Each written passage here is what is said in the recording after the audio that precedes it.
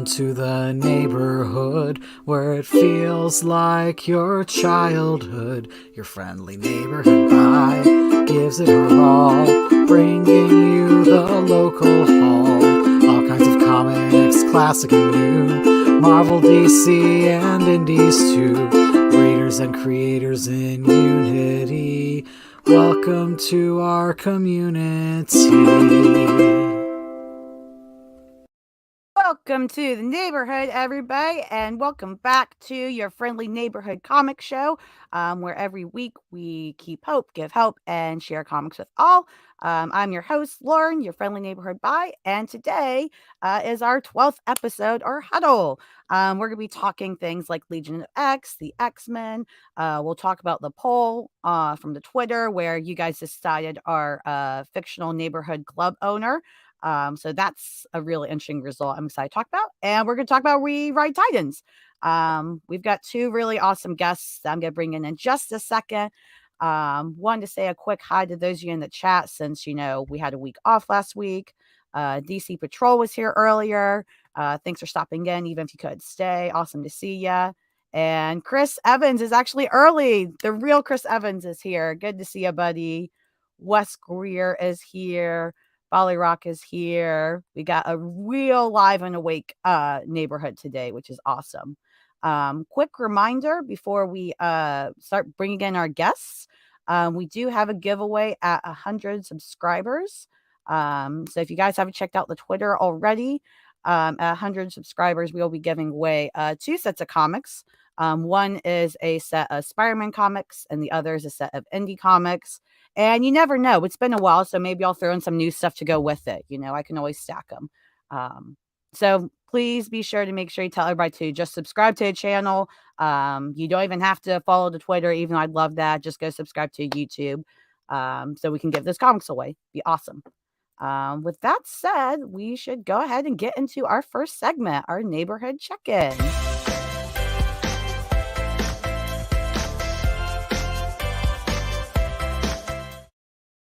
All right. So I hope everybody in chat's doing awesome. And our first guest is somebody who has been on here before. She is the co-host of a podcast I do that focuses on Nightcrawler and the X-Men called Simply Amazing. Today we have coming back Miss Lisa. Yeah. Or Elton John.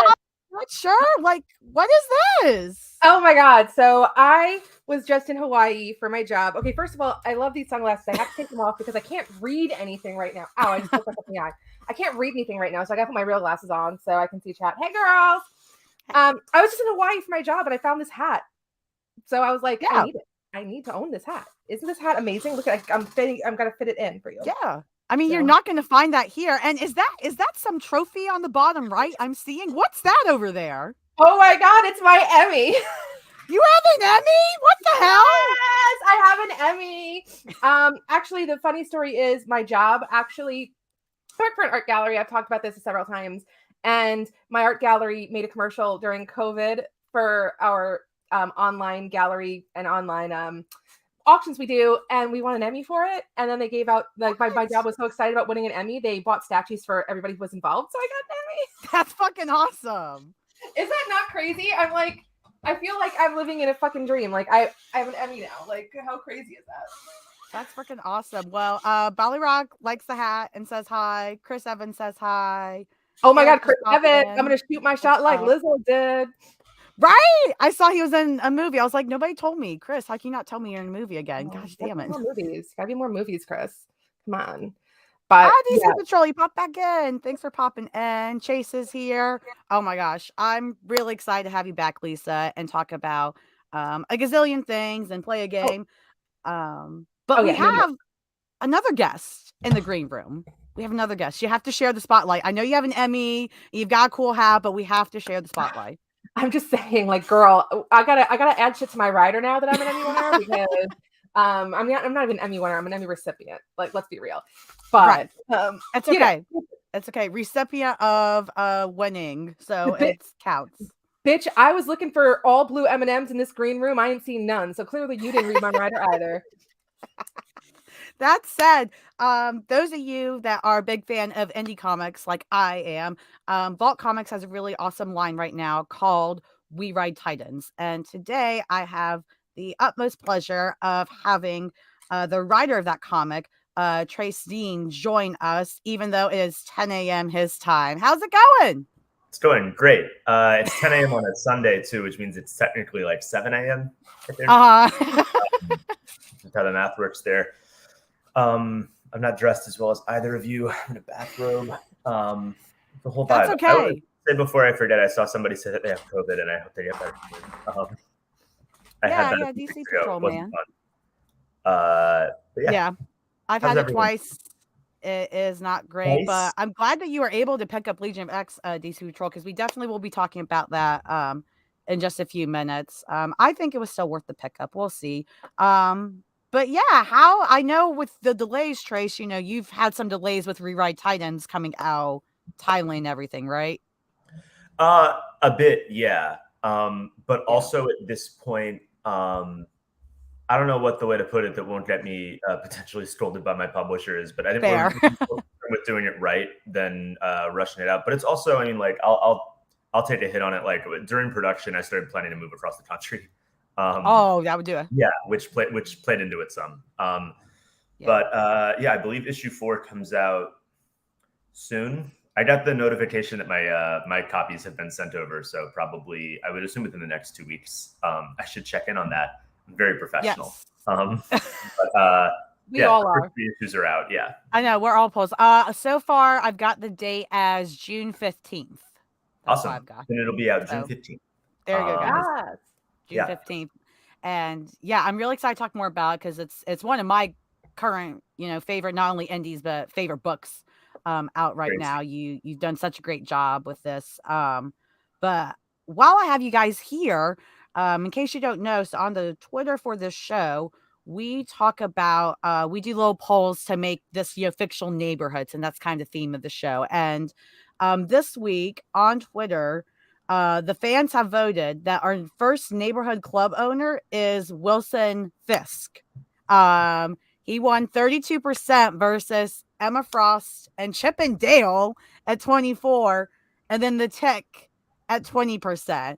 So I am excited to hear what everybody, one, in the live chat thinks, and then two, what you both, Trace and Lisa, think about this vote. Do you think the right person won? Was this even a good selection?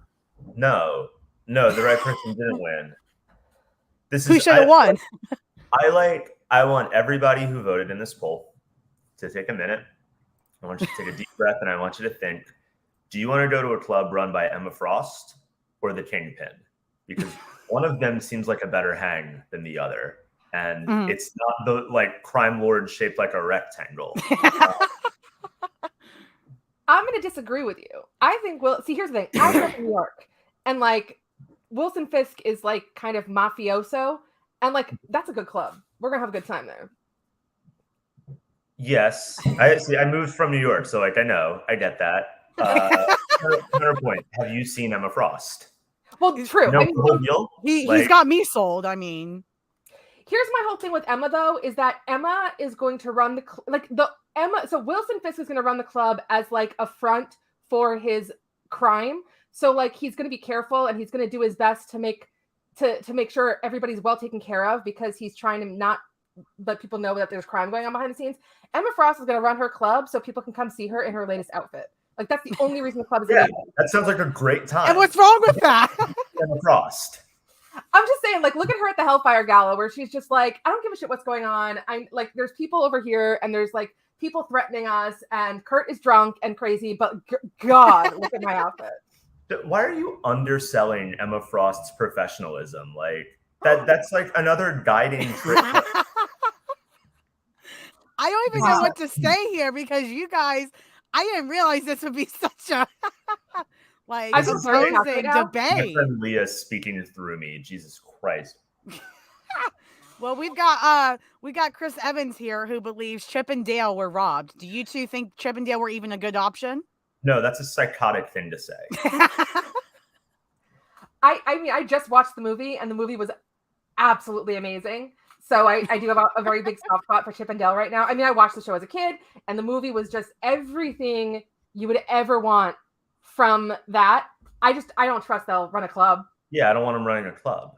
Yeah, Yeah. This is not who's the character I like the most. This is the business decision.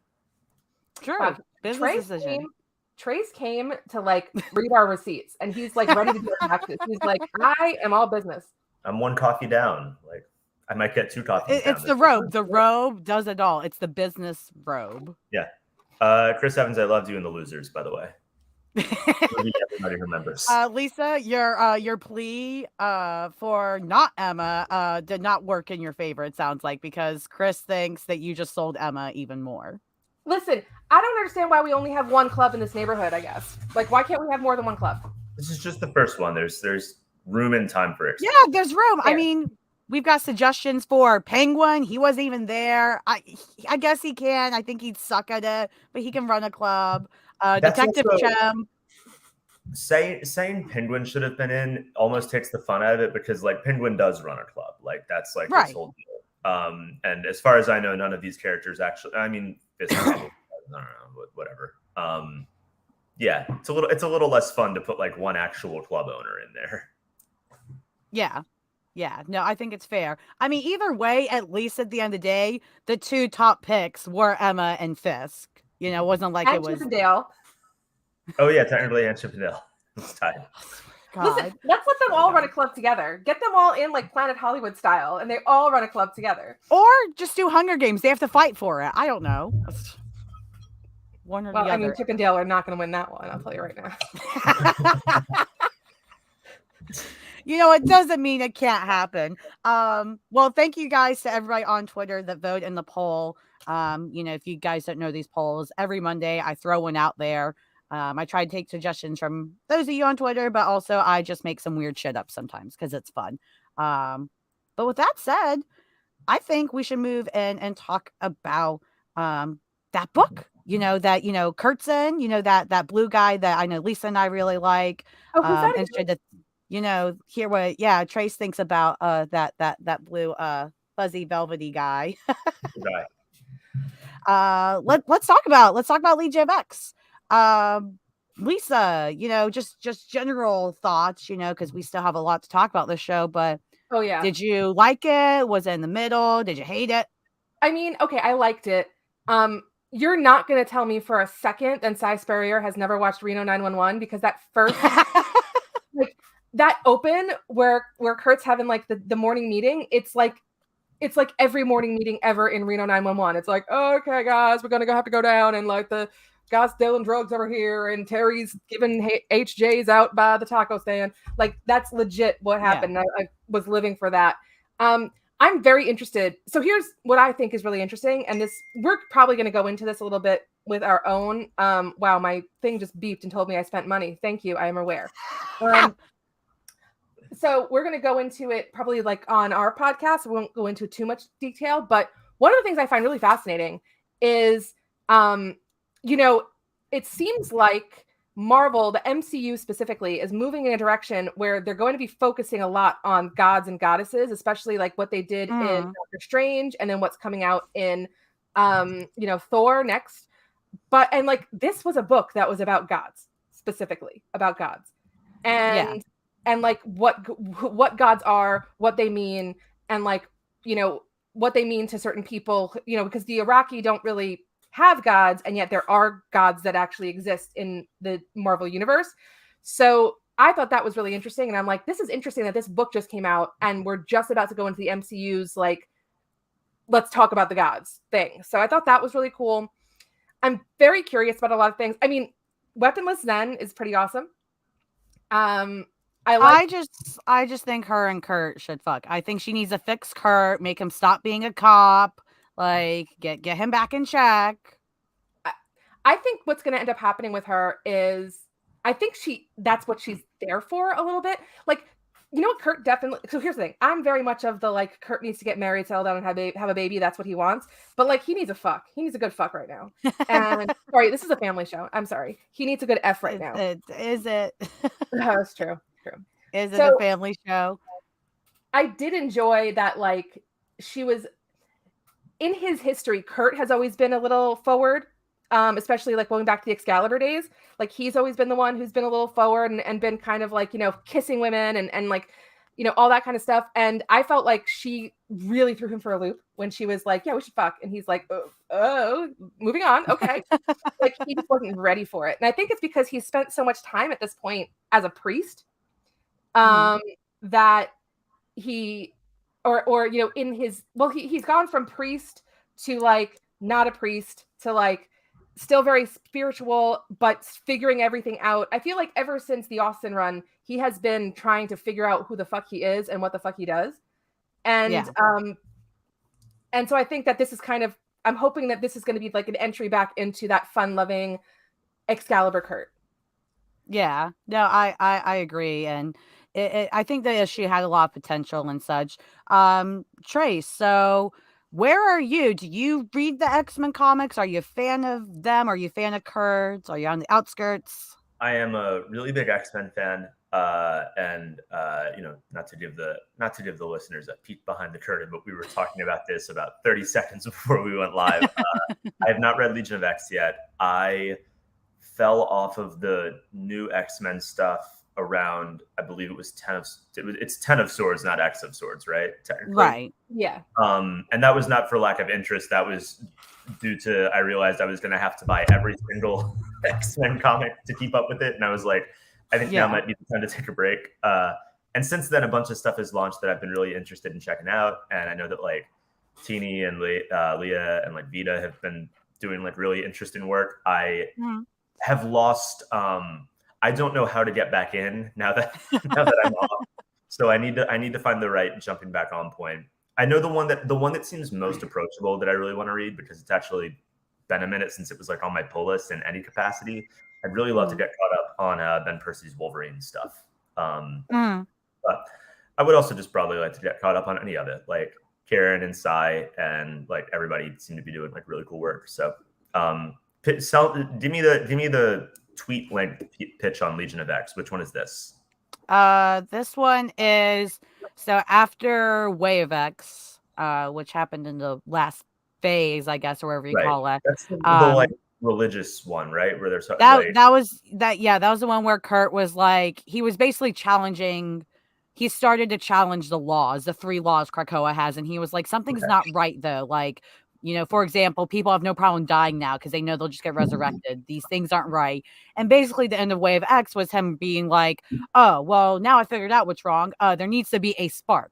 We still don't completely understand what the spark is. So that's kind of what's going, but basically the end of that. So now Kurt is leading a group of people called the Legionnaires or whatever, where they're basically enforcing the 3 laws, which is being a cop. So essentially right now, he's basically being a cop, but with this first issue, I think he's going to continue being challenged on that stuff. Like his thinking is going to be.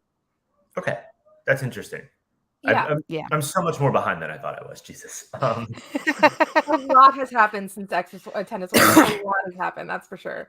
It has. I mean, honestly, though, to catch up, I mean, of course you'll miss little things, but you don't need to read like everything. I mean, you can just read the Inferno event and start reading Immortal X-Men and be fine in terms of where Krakoa is, because the writer's room is dedicated to keeping Krakoa go as long as it can. So I would agree with that. I think start with Inferno, because Inferno was brilliant and so good.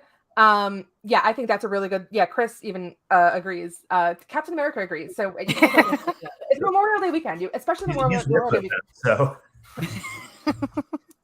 So no, yeah, I think it's definitely a good jumping on point. I will say that like I feel very. I mean, Cy Spurrier has been very like, they're not cops, they're not cops, they're not cops. And then like the very first page, they're doing the cop meeting. So that felt very like, okay, but they're not cops, but like they're literally doing something I've seen done on Reno 911, the cop show. So, okay. But at the same time, I'm open to seeing where this is going to go. I don't think that it doesn't make sense for Kurt to like be someone who like Kurt comes from a Catholic, like he's a Catholic. He wanted to be a priest. Famously chill Catholics. It's just, right. I guess the point I'm making is not so much cop per se, but like I don't think Kurt's the wrong person to be like, we need order and we need to find it and we need to, but I don't know. I don't know. I'm willing to give it a try. Let's see what happens. And the first issue was great. The first issue was really good. Yeah, I like this comment from Eric in the chat. I put it up because we brought this Catholicism. Eric says Kurt should have been an Anglican priest instead of Catholic so he can get married and stayed ordained. I mean, I know, but where's the fun in that? I mean, all the guilt he had over like everything. yeah. There's such a stark divide between being a Catholic and one, and like the entire pathos of Kurt is like the crippling guilt and stuff like that. It's don't we just all eat it up? Oh yeah, it's like I want to fuck everybody, but like, oh god, I feel guilty about it. Like that's Kurt, basically. Yeah, he can't be hot priest from Fleabag if he's Anglican, I'm so glad you said that because that's so true. Yeah. I'm thinking about the hot priest from Dairy Girls with the hair. Like I haven't seen Dairy Girls. I know it's very god. good. I'm What? supposed to watch it. All right, we're just have a lineup for you. We're gonna have a whole list of things for you to catch up and a checklist for you. It's cool, and I'm gonna do what I always do, which is start all of them and then just rewatch High Fidelity season 1 instead. Sorry, everybody. I've never watched High Fidelity, so there you go. We're even, I guess. That's fair. It's perfect. In this day and age, I will say just very briefly, because there's just so much stuff coming out all the time, it's very difficult for me to get like bothered over a show getting canceled because it's like it had a shot. There's other stuff. I'm still like, I can't believe they canceled that show. I'm so irritated. It's been like 2 years. It's first season's perfect. Anyway. I understand that. I totally understand. DC Patrol says Dairy Girls in all caps, and it's getting its last season soon. So yes, catch up. Yeah, I would say, especially like as someone who you look like you probably grew up in the 90s. Yes, technically yes. Technically. I'm sorry? I was a small child in the 90s. I was born in 92. 92. Okay. So, I mean, I'm 10 years older than you. But for anyone who grew up in the 90s, like Dairy Girls is going to give you the most amazing nostalgia, even though it takes place in like Ireland and there's all the conflict. It's so full of like great music and those moments that relate to anybody who grew up in that time period. Cool. But we're here to talk about comics. So what are we doing? It's hilarious. Eric has a great suggestion. Next Twitter poll: who's a neighborhood priest? Done. You'll see that tomorrow. Feel free to put your suggestions. Who do you want to see? I think you should put the Tick in every poll until he wins one. And my first inclination was the Tick should be the priest. That's what I've been doing with Emma, though. Emma has been in like 3 polls and has won nothing. I mean, okay, but this is the time to retire her, though, because she's not going to be a good priest. That's only because you haven't put her as the neighborhood drag queen. Drag queen. That would be fun. That would be she'd have to do drag king, and she would be one of the few drag kings that would actually probably make an impression on me, because usually drag kings don't do that much for me. Drag queens I'm more impressed by. Emma's not going to be a drag king. She's not putting pants on. No, yeah, yes, she will. She'll put on pants and ruin my life. It's exactly what I want. I'm inclined to say the neighborhood drag queen would be Quentin. Who I'm just really waiting for that moment. Ew. Quentin Quire? Yeah. The neighborhood drag queen? The neighborhood drag queen? I don't know about this anymore. Think it over. Because I'm right. I don't know about this either. But I like that Chase mentioned this in the chat while you were talking about canceled shows. Yes, you should save Legends of Tomorrow. I missed that show. That's a show that's been canceled that I will be mad about for the next 50 years. I liked it. I don't know if this is what you said, but I heard you say you should save Legends of Tomorrow, and I was like, I'll do what I can. Thanks, man. I'll do my best. Everybody, you heard it here first. Trace is going to save Legends of Tomorrow. Let's go. How well we read Titans is doing. Chris Evans said Matt Murdock would be a good neighborhood priest. That's true. I would personally argue that Matt Murdock would not make a good priest. He's the one who needs the priest the most, which is not the same thing as being good at it.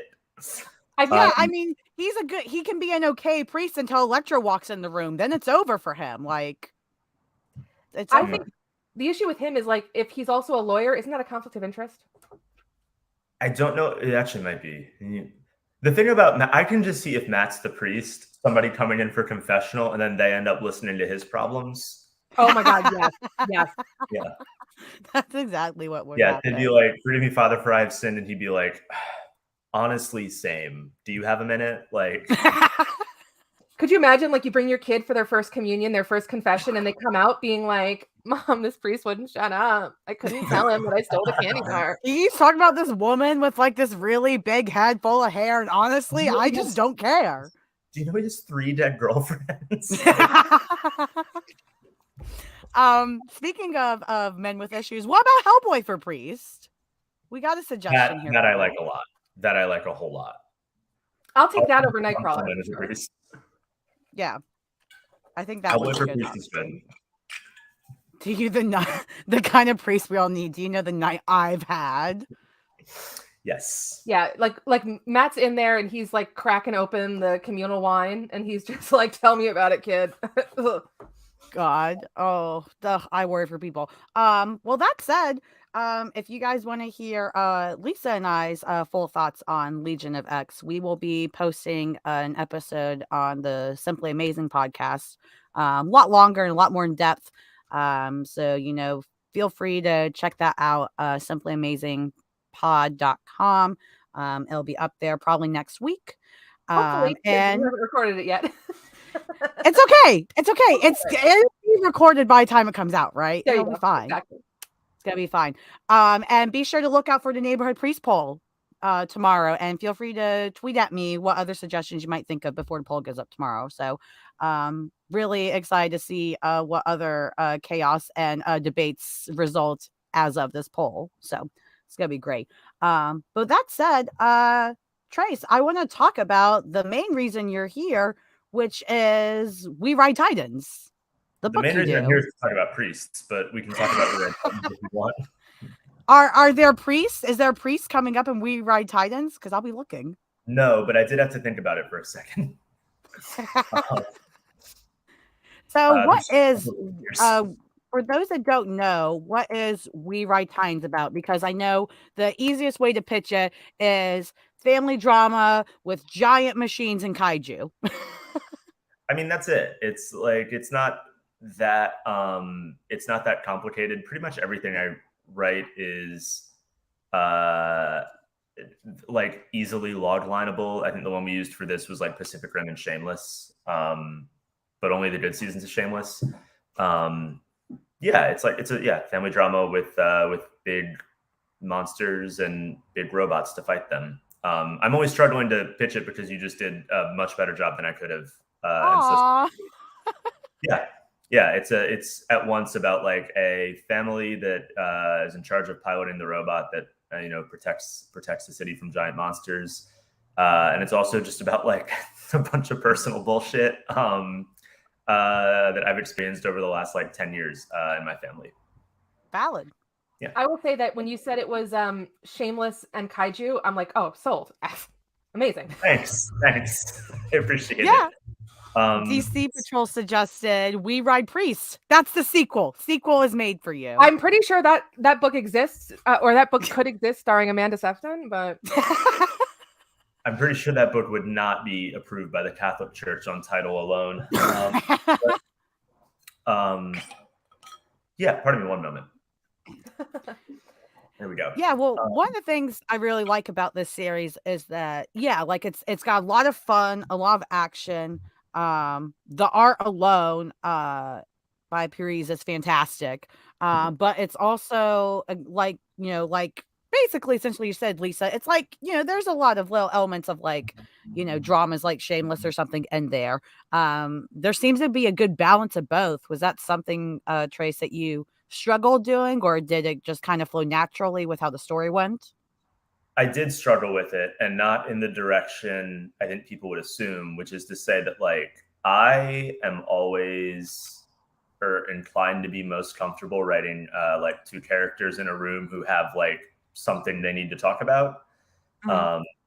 So if anything, once we sort like, because as I said, like a lot of the genre elements of this and the trappings are, it's not that I don't love, mecha story or anything. I do. Like am a child of Power Rangers and now an adult of Power Rangers, adult or so I have been told. So I love that stuff, but the reason this particular story is one that I gravitated towards and really one that I became so bullish about telling. I took I'm going to give a longer answer than you intended. I took an approach with getting this book made that I don't recommend a lot of up and coming creators do, which is I basically wrote it in I think 2018, and I decided it was going to be my creator-owned debut. And what you should do is come up with lots of ideas and not limit yourself to one thing. But I got really bullish and I was like, this is the one. Vault expressed interest in making it in 2019, and Vault plans their schedules out way in advance. So I think we were originally slated for 2020, and some stuff happened globally speaking. Maybe just a little thing, A little bit, yeah. But the reason I stuck with it for so long wasn't because I really wanted to write big robots. It was because I wanted to, I don't know, I wanted to exercise some personal demons, because that's how writing works for me. So to answer your question, the balance was really more in making sure that readers who did come for, mecha fights and giant monsters and all that would be satisfied, would get what they wanted. And that there was, I know a point of reference I used a lot when talking to our editor, Adrian, about it was Spider-Verse, which is not to say that I think this is as good as Spider-Verse by any means, but that's a movie where it is really fun. And I think everybody walks away having a really good time. And also 15-year-old kid watches his uncle get murdered. And a little intense. One that didn't sacrifice moments of intensity for fun. Yeah, no, and that makes complete sense. And honestly, I can totally see that comparison with this and Spider-Verse, because you've got the big fighting and stuff going on. This really is a family drama with, you've got character that's dealing with alcoholism and stuff, and then you've got the the parent that wasn't there, or when they were there, they were kind of shitty. So you've got the big fighting and stuff, but you handle all these big issues, and you really don't shy away from them. They're not subtext; they are the text.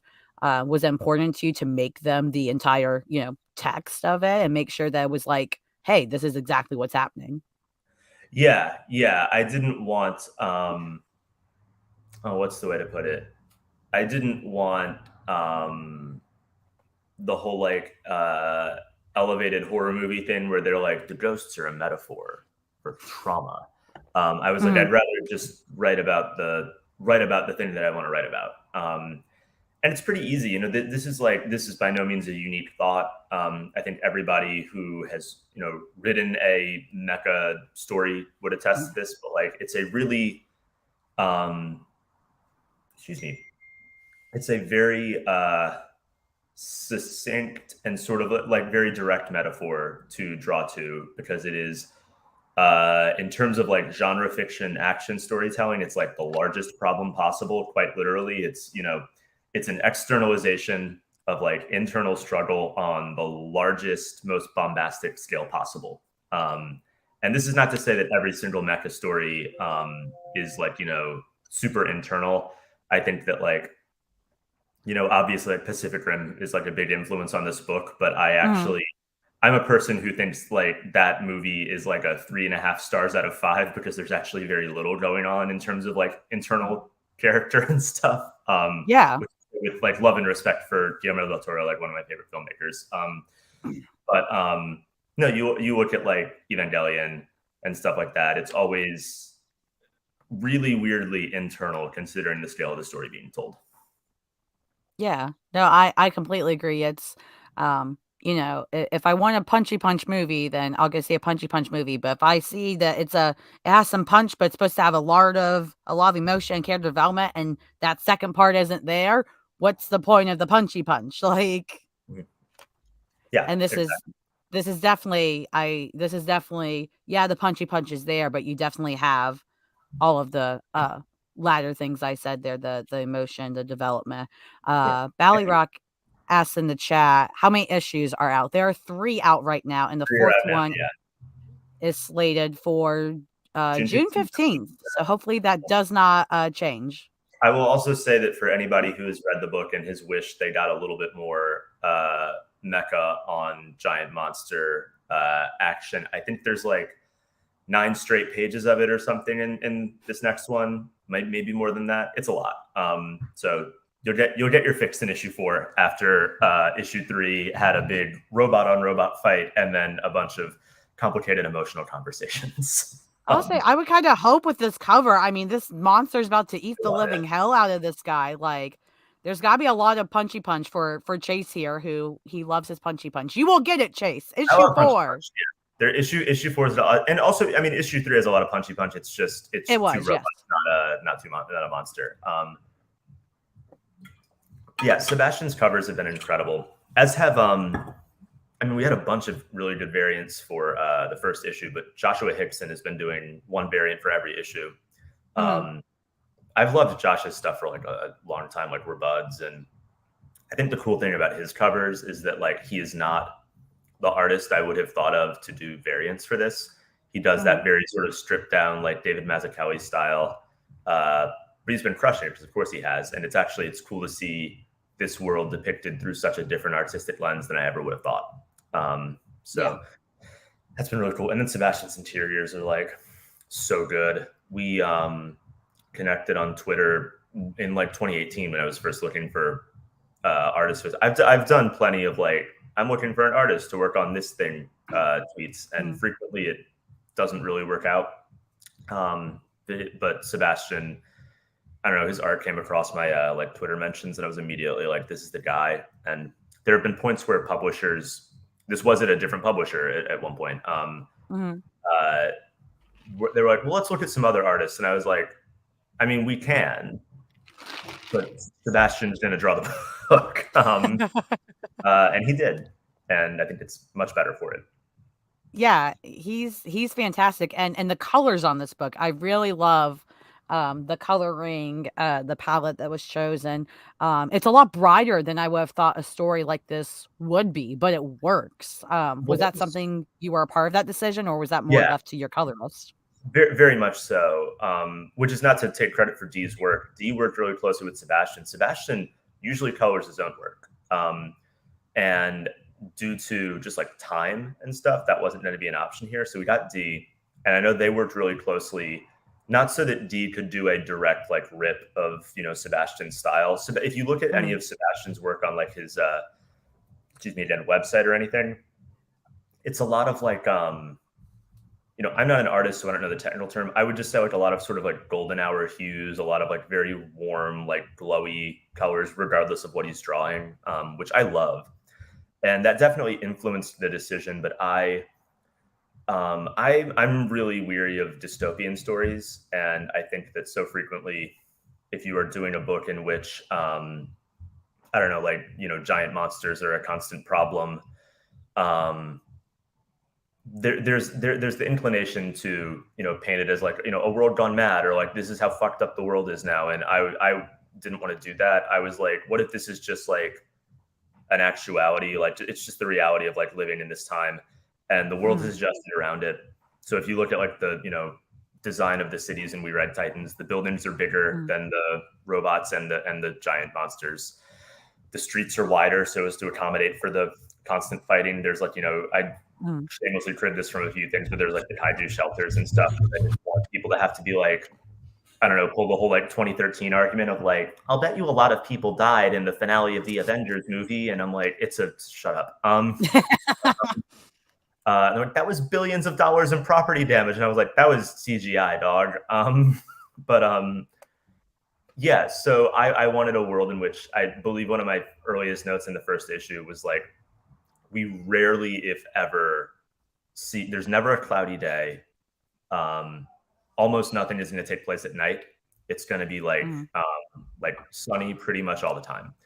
One, I think that's really good for, the visuals of a giant robot fight, but yeah, also it allows for like some really vibrant, fun coloring. Dee really did crush it too. Our entire creative team has done a really good job, especially, like per usual, the unsung hero is the letterer. Right. And has been like crushing it. There are lines of dialogue that I would indicate in the script. I was like, I don't know if we want to make this smaller so as to indicate that it's sort of being said under someone's breath. And he I think just adjusted the transparency of the lettering, which was so fucking cool. Like, yeah, got a good team. We got a good team, man. I know that was, again, much longer answer than you asked for. No, I like the long answers. People don't want to hear me ask questions. I want to just jump in for a second, because I really love what you said about shying away from dystopia, because I feel like we are, as a society, dystopia'd out at this point. It's like I don't want to watch The Road again. Like, you know what I mean? Like, we're all at a point where there's so many problems in our own personal lives that do we really need all of our media to be as depressing? And I kind of love that idea.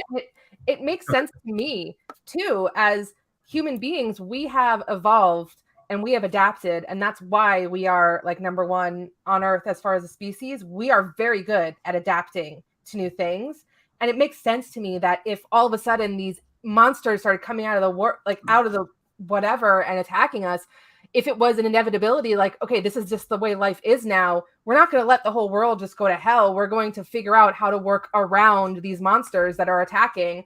And it's like, oh shit, there's a monster attack on I-90. Okay, well, I guess I'm taking I-80 to the work today. Like, that makes sense. Yeah, I don't know if I'm not going to start a big argument. I don't know if I totally because I'll read something or something that tackles dystopia. I think what I like that you mentioned The Road, which, objectively, Cormac McCarthy is a better writer than me and almost anybody I've ever met in my life. Like, that is just sort of a fact.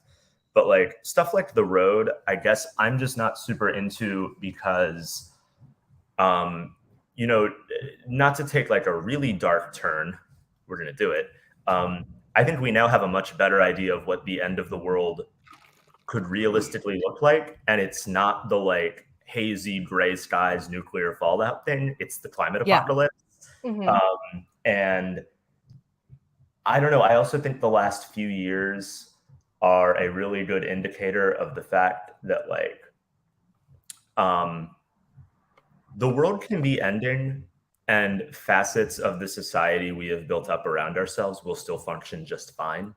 And the world will be ending, and you'll still be like, I still have to do the dishes, and like there is still an episode of The Mandalorian up tonight. So like there is only so great an extent to which life can utterly collapse around you. And also, a lot of what I just said has to do with like, privilege and class and wealth disparity, which is to say that like I think we now have a better idea of the fact that like the end of the world is not going to affect people above a certain, it's going to be hell for people below a certain income bracket. And if anything, like efforts to prevent dystopia would necessitate us focusing on making sure that those people are safe first.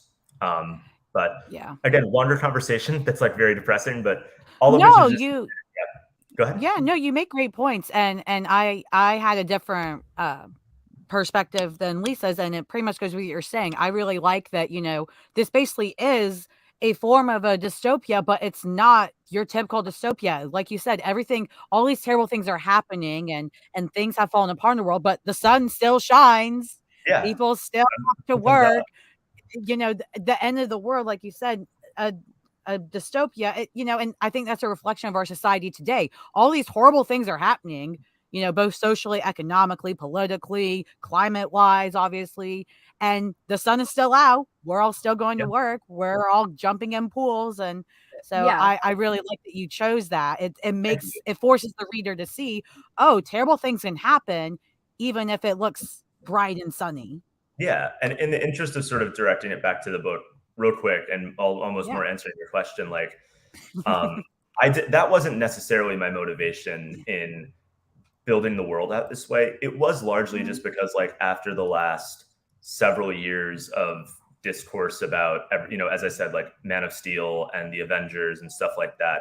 Yeah. I did not want to have to feel any semblance of responsibility or guilt to the population of a fictional city when I wrote stories. I didn't want anybody to have to look at this and be like, oh my God, but what about the people? Like, because that's not what I'm trying to do with this story. When the Defender Nexus, the robot in We Ride Titans fights a monster, it's not about I don't want the focus to be on like saving the population below. I wanted it to be about the idea that this is like really routine at this point.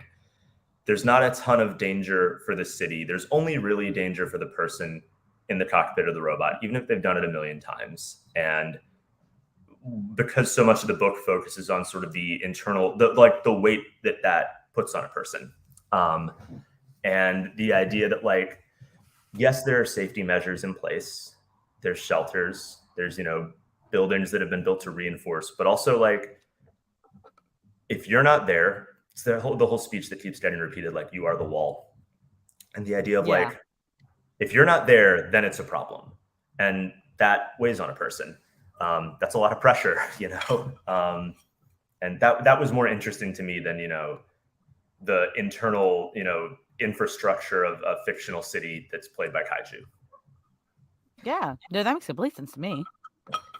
Yeah, I love it. I think the whole concept is brilliant. Just, like I said before, we are an adaptable species that knows how to adapt things, and there's no reason. I feel like we have, as a species, we have already been through a few like apocalyptic things in real life. Mm-hmm. Like COVID could have been an apocalyptic thing that we managed to adapt to, and we managed to move past, and we're not still past it. It still exists. We've got Bally Rock poorly, sadly, has COVID, right? It's still something we're dealing with, but we've adapted and we've moved past it, and we found a way to figure out our lives around it. And it makes sense to me that we would do the exact same thing if a bunch of monsters started coming out of the ocean or coming from wherever and attacking us. We would be like, okay, well, if they're not going to stop coming, I guess we're going to have to figure out how to live with them. Yeah. And, as a species, as humans, we've got people who happily live in Africa right next to lions that will eat them, and, all these other things that can kill them. And yet we're like, there are people who live on Komodo Island with freaking Komodo dragons. So we find a way. Life finds a way. Mm-hmm. Yeah, absolutely. I like that a book, any comic book can just start conversations like these. And I think that's how to me, that's how you know if something you have done has an impact, is that people are talking about it.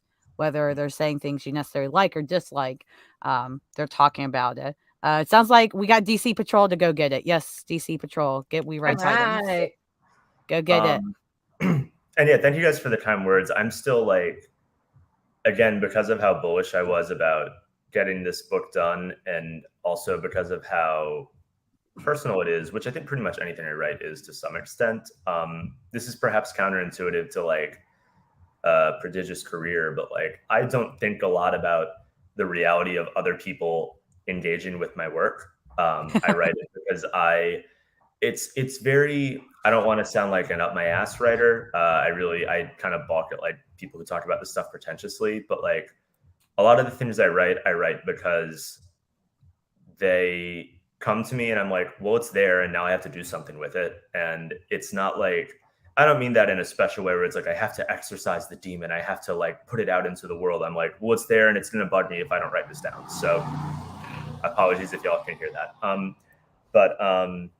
So yeah, I wrote this, and obviously again, it's like very personal. And the first issue came out, and I think the second issue came out, and I like watched by accident. I was in a comic shop in like a different city, and I watched someone buy a copy after a store employee who did not know I was there was selling them on it, and I was like, oh, this is weird. This is a strange feeling. I don't know how I feel about this. So I'm still working on how to take compliments with it. But thank you guys very much for the kind words. And I want to say, I think that sound that you just heard, that sound outside your window, I'm pretty sure that was DC Patrol getting in their car and going to buy it immediately. Good. Thank you. Also, DC Patrol here. So come back. Can Can I say something just as someone who works with a lot of artists and Yeah, like please. you're a writer, as a writer, you are an artist. And one of the biggest things I think I see a lot with artists is that letting go, right? Like letting go of your because your work is your baby. You've worked on it for so long. It is like having a child when you have this beautiful piece of work that you've put together and you're letting out into the universe. Now, once you've let it out into the universe, it's like that disconnect, right? Where now everything that you intended in there is not necessarily what is going to come across to the person who's reading it. And it's always fascinating to see who picks up on what and the things that, you didn't even realize were kind of maybe under the surface or whatever else. And, I see it all the time with art, with, working in an art gallery. And I think it's very similar for that. So I imagine it must be incredible to see people interact with it and see what they get out of it and see how different it is, where one person will get this and the other person will get that. That must be fascinating. I mean, it is. I definitely, I'm still wrapping my head around it. Not in terms of like, oh, it's so surreal that people are talking about my comic book.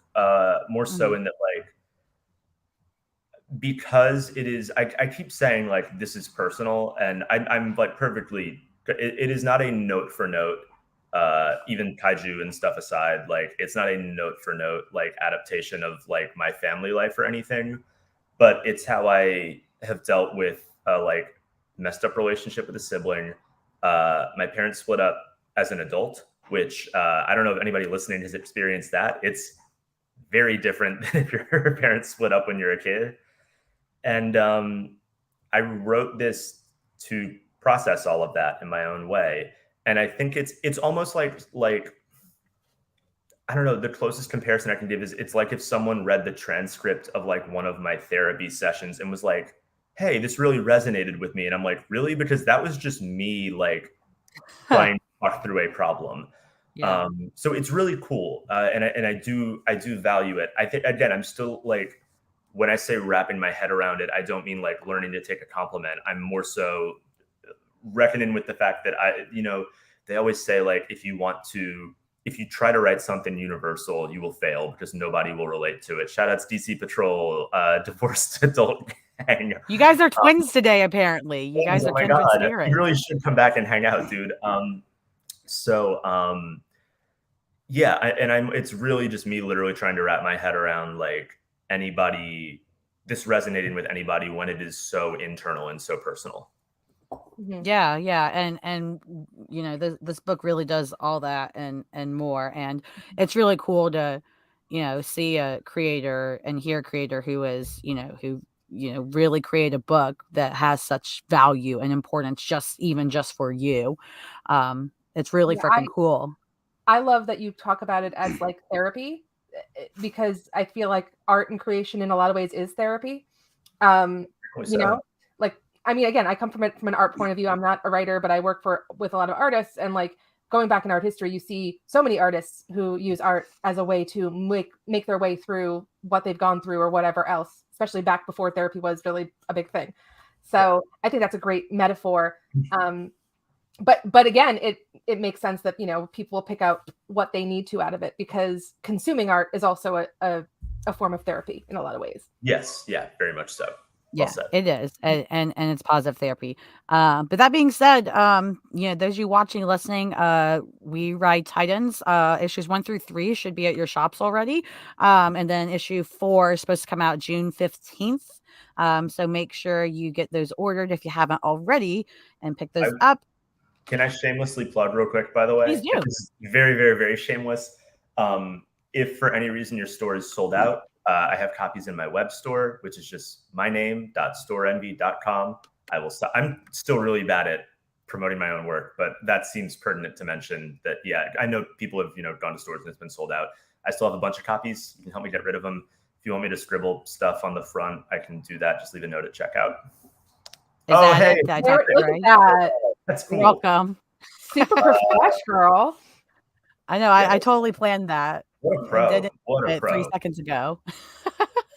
Yeah, no, definitely. Please. I'm a huge fan of getting stuff from creator shops, because you can get stuff signed and they'll either sign it for the price of the book. Like, you'll just pay that, or they might say it's $5 more and that's it. Like, you can't go wrong buying from the creator. So Yeah, always a good call. And also, if anybody lives in the general Los Angeles area, whenever an issue comes out, I tend to go by a few stores, namely Secret Headquarters, Collector's Paradise in North Hollywood, and either of the comic book locations, and I like to sign stock there. So another good way to do it. Those are also all really good stores. So if you're in that area, highly recommend checking them out. Nice. And we got one more thing to do today. I thought, especially since we just had this really in-depth discussion, we could play a game. Let's do Yes. it.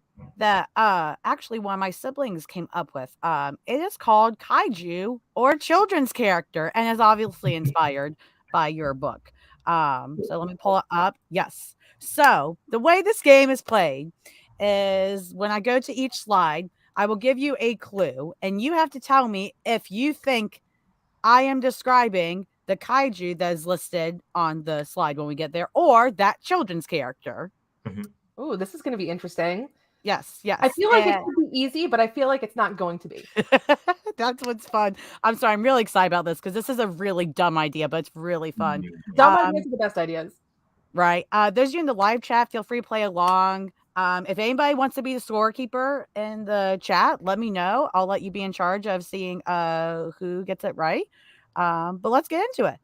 So our first one, a very loving T-Rex, very easy, very tame. Is it Devil Dinosaur from Marvel or Rex from Toy Story?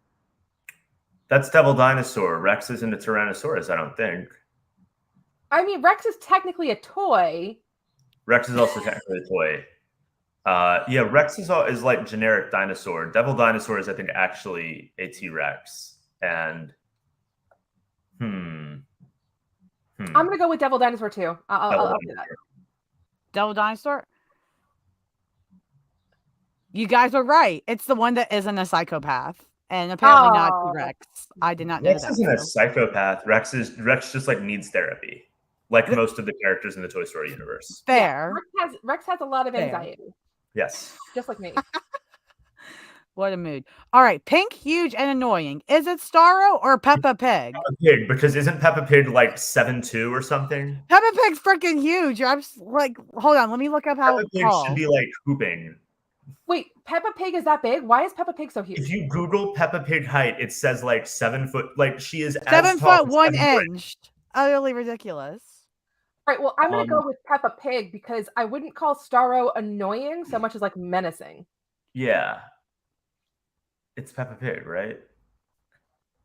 It is. Yeah, yes. Peppa can leave. Knew it. Don't want her. Did you guys hear that there was this thing a couple years ago? Total aside, there was this thing a couple years ago where a bunch of kids in America started speaking with British accents, and parents thought it was some disease, but it was just too much Peppa Pig. Yes. That was also, I know everybody's brains are broken after the last few years in terms of time. That was like 6 months ago. Oh, that was like somewhat recently. I don't want to talk about this anymore. It's okay. We can talk about someone who is red, has something on its head, and eyes that can see into your soul. Is it Trigon or the red Teletubby, which is the name Poe, apparently? Poe. Yeah. I'm going to go with Trigon. Oh, this is funny. Chase in the chat said, my best friend's children have British accents. Are they British? Is it because of Peppa Pig? Watching Peppa Pig. It's Trigon. Or as I say, Daddy Trigon, except I did not say that. It wasn't me. But Trigon was the correct answer. I love the idea of a couple kids with parents from West Virginia are walking around like, oi, mama. That was awful. All right, so Trace is at 2 and Lisa is at 3 right now. Green and black, buggy, and loved by many. Is it Jiminy Cricket or Mothra? It's Mothra. Nobody likes Jimothy Cricket. Jiminy Cricket. I'm gonna say Jiminy Cricket. I'm gonna go Jiminy Cricket. I mean, he's cute. Okay. It's Mothra. Chase says, yep, they watch Peppa every day. Yep. Oh my god, Peppa.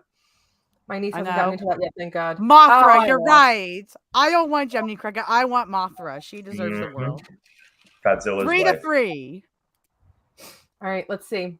Look, DC Patrol thinks just like. I mean, you guys are twins. DC Patrol gets it. She does have a cult. Mothra has a cult. And I am in it. Don't worry about it. All right. Purple, round, and mean. Is it Ego the Living Planet or Lumpy the Space Princess from Adventure Time? It's got to be Ego. Ego's round. I wouldn't say Lumpy's round. Ego's round. Also, I think Lumpy is on the pink side. All right, fair. All right, so you're both saying Ego? Yeah. Mhm. It was her. I don't go here, but I'm terrified. No points on the board. Yep. Nothing there. But you know what? You do have a good point. She is barely purple. Barely. So I'm kind of mad at myself. She's also barely round, girl. I mean, she got lots of round on her. She's not just one round. She's multiple rounds. all right, fair. Red, crabby, and will have you running for your life. Is it Mr. Krabs or a Bira? Do you like the picture I picked for Mr. Krabs? I like it. I love it. It was kicked up. Yeah. I'm gonna go a Bira. I don't find Mr. Krabs scary enough to run from him. I agree. Mr. Krabs, you're only going to run from Mr. Krabs if you owe him money. That's fair. That's fair. But I'm broke, so be gone, capitalist thoughts. Oh, I don't want shit, Mr. Krabs. girl. Look, Mr. Krabs, come on over. Bring Pearl. I'll take it. Gotta watch out for your New York self. My goodness. All right, a gorilla that will go to the top of any building for love. Is it Turk from Tarzan or King Kong? That's definitely King Kong. Definitely King Kong. So I'm gonna be clear. You're gonna say it's Turk from Tarzan. The answer is King Kong. It's however you interpret it, but the answer will be how I interpret it. Yes. King Kong is my yeah. answer. Turk. I never saw Turk. When did Turk go on top of a building? But see, that's the thing. It's well, not dead. Girl. You gotta know these characters. That's semantics. Jesus Christ. Girl. It's long. It's too early for this. Right. I think this one will be okay. More than one head. That's what that says. You can't, because the logo's in the way. More than one head, a dragon would hire to bake pizzas at a pizza place if I wanted them all burnt. Ghidorah is too competent to burn pizza, so it's Zach and Wheezy. I'll go with Zach and Wheezy too. Man, come on, guys. I don't trust Zach and Wheezy. I don't trust them. I was gonna pick Ghidorah, but I was like, Ghidorah, like even though I was like, Ghidorah is competent, but Ghidorah is too powerful. Ghidorah is too powerful. I was like, this girl's she's gonna trip us up. I'm gonna pick the other one because it's not gonna be Ghidorah. Ghidorah. I'm gonna take a hard alt-right wing turn and just say that this is fake and fake news. Fake news. Mm-hmm. I actually don't remember what I put for this one. Name for how hairy he is. Is it Shaggy from Scooby-Doo or Shaggy Man from DC Comics? Don't overthink this one. I'll tell you that. I think I remember what I picked. I'm going to say Shaggy Man because Shaggy wasn't named for being hairy. Yeah. Yeah. Absolutely. He's the hairy one. You're absolutely right. Some sanity has been restored. I DK him, but he's hairy. Yeah. I do not know this man, by the way. I don't know who that I don't is. know him either. I've never even... I don't know either, but he's a DC character, so like He looks like DC's trying to make their own Alpha Flight with a Sasquatch. All right. Last one. Green and does not respect health code regulations. It's Is Shrek. it Shrek or Chemo from DC Comics? I'm gonna say Shrek. Oh, see, you guys did it. Yes, absolutely. Cool, we did it. And you guys tied 4-4. You're both geniuses. Oh, look at us. Mm. Let's have a tiebreaker. Tiebreaker. Who here has published a comic? Oh, not me. Have you? I don't know if you have. No. No, I just have an Emmy. No, I don't need to win. I'm fine with a tie. I follow English football, or excuse me, global football.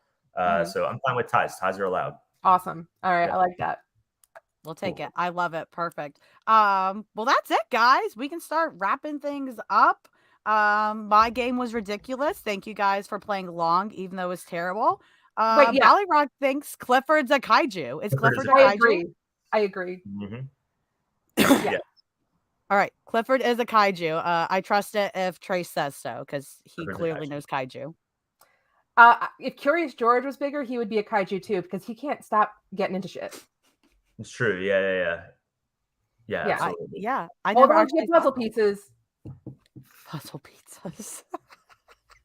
Lisa, where are you looking forward to next week, nerd-wise? You want to plug yourself? Tell us where people can find you, all that good stuff. Okay, so I am the worst comic person because I never know what's coming out until it does, and then I'm like, oh shit, that's out. So I'll tell you what I'm looking forward to coming up. I'm looking forward to more Saga. Saga has been just amazing and just Yeah, that came out this week. yeah, it's been great. I'm looking forward to more Immortal X-Men. That's been awesome. More Legion of X.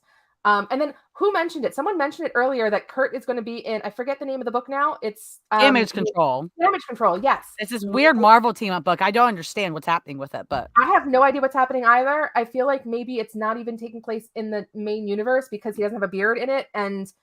But yeah, I'm totally excited for that. And I mean, in general, I'm excited for Thor: Love and Thunder. I cannot wait to see that. That is going to be amazing. I'm excited for that. But yeah, come see me. I'm at the OG Nocturne. You can see my little name right there on the screen. Right here. See that? That's right there. Come see me there. I talk about lots of stupid stuff. And then, of course, let's tune in every Wednesday for Simply Amazing, where we talk about Nightcrawler. And for those of you who are asking, yes, we are going to keep talking about Nightcrawler. It's not like I have a wall dedicated to him behind me or anything. Like, yeah, no, me neither, girl. Technically, it's a Nocturne wall, but still. Close enough. It's fine. It's fine. Before you plug yourself, Trace, Chase has the question: is Jake the dog a kaiju? No, he's normal sized. Yeah, he's too small. Okay. Too small. Sorry, buddy. Some of this has been prompted by the Peppa Pig thing, and I'm serious. If you Google Peppa Pig height, Peppa Pig is abnormally tall. Yeah, so yeah, to clarify, Jake the dog is not a kaiju. Jake the dog is an anthropomorphic dog. See, and sometimes size does matter. I'm sorry, guys. I don't know what to tell you. It just happens. Oh my God, her dad is 14 feet tall. Yeah, it's insane. Why? I don't know. The NBA draft is in like 4 weeks, and Peppa should enter. Chase said, but Jake the dog grows. Kaiju are stable in size. He has to be consistently big. Yes. Okay. Yeah. All right. Doesn't count. Okay. And DC Patrol is looking forward to Rewrite Titans. What are you looking forward to, Trace? What are you looking forward to? You want to plug yourself? Have at it. Yeah, you can follow me on the internet at just any social media tag is going to be Trace, TRES, and then writes stuff because I write stuff. You can do Instagram, Twitter, or whatever. I am looking forward to, similarly, I cannot remember when stuff comes out, but broadly, I will say I am looking forward to getting caught up on X-Men. This is not a new release by any means, but I have been meaning to finally sit down with the 6 sidekicks of Trigger Keaton by Kyle Starks, one of the best comic creators working today, I think, probably. Excited for that. I am excited to check out Chris Cantwell's Obi-Wan book because Chris Cantwell does interesting work, and I would love to read his Obi-Wan comic. I'm excited to see Top Gun Maverick for a second and probably third time. And I'm excited for new episodes of Hacks on HBO Max, which is probably my favorite show on right now. Awesome. I just started watching Hacks. It's pretty good. I'm enjoying it. Yeah, it's great. I love that show so much. I'll have to check it out because I haven't heard of that one at all. Hacks is go. No, it's amazing. It's really good. Yeah, it's perfect. You should totally watch it. Yeah. I have a kaiju question. Is this a kaiju? Lay on me. Golden Homer Simpson. Yes. Yeah. Okay. I thought so. Yes. Because he's enormous, and I think he tries to eat Lenny, or he does try to eat Lenny. Yes. Yeah. Yeah.